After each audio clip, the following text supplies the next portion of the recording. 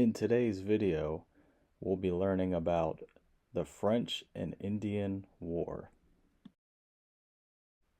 A long time ago, before the United States was even a country, much of North America was just covered in forests, rivers, and mountains.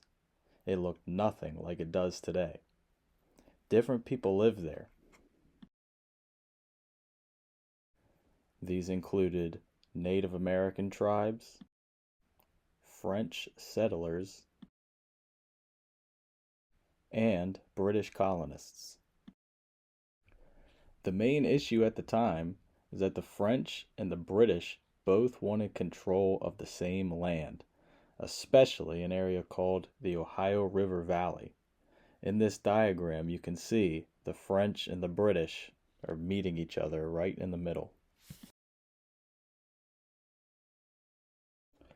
But why was the Ohio River Valley so important? It's because it had rich soil, rivers for trading, and plenty of fur-bearing animals. At this time, fur was like gold. It made people very rich. And here again, you can see where the British and the French were meeting in the middle is right on the Ohio River Valley. The major problem is that all sides claimed that the Ohio River Valley belonged to them.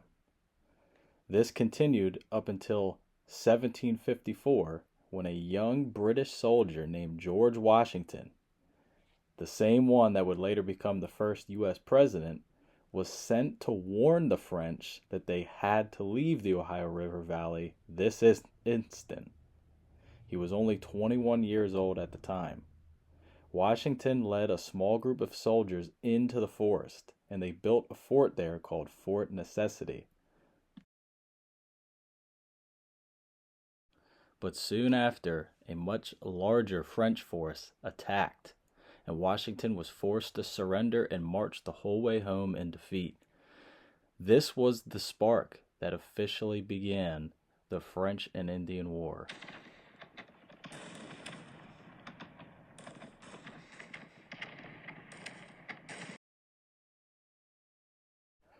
But wait, you might be thinking, what about the Indians?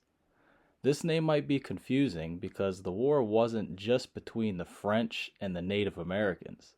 It was a war between the French and their Native American allies against the British and their Native American allies. Yes, both sides had Native American tribes fighting with them.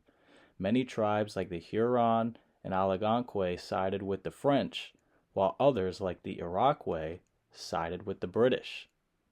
But why did these tribes choose sides?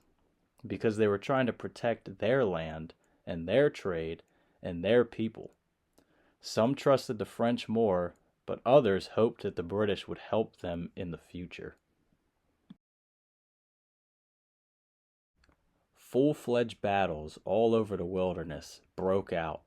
They were across rivers and forts. Soldiers wore bright red coats carrying heavy muskets and marched in straight lines. But the wilderness was tricky. Native American warriors and French scouts used surprise attacks, hiding in trees and attacking from behind. The British had a hard time at first. They lost many battles. Their generals didn't know how to fight in the wild.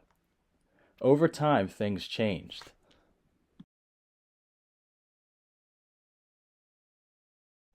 A new British leader named William Pitt sent more troops and supplies. The British Navy blocked French ships from arriving. Bit by bit, the British started to win. In 1759, they captured Quebec, the capital of New France. It was a huge turning point.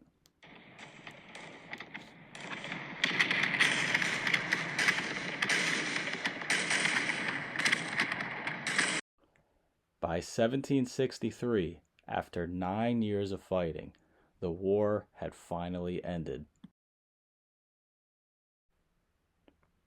The British and French signed a peace treaty called the Treaty of Paris. Here is how things changed. Britain got Canada and all the French land east of the Mississippi River. France lost almost all of its land in North America, and the Native Americans, they were left out of the treaty, even though they had fought bravely on both sides. The British now were the most powerful nation in the world and controlled almost all of North America. And even though Great Britain was now this superpower of the world and controlled almost all of North America, the trouble was just beginning.